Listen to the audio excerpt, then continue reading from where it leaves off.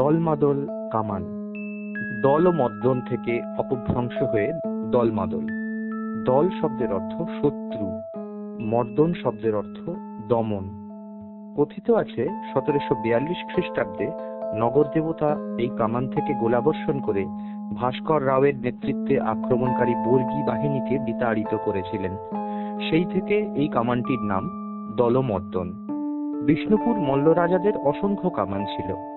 গুটি কয়েক ছাড়া প্রায় সব কামানই ব্রিটিশ সরকার অন্যত্র সরিয়ে দিয়েছিলেন।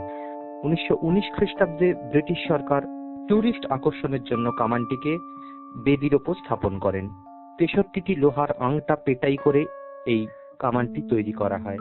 এর দৈর্ঘ্য 3.8 মিটার, ব্যাস প্রায় 30 সেন্টিমিটার।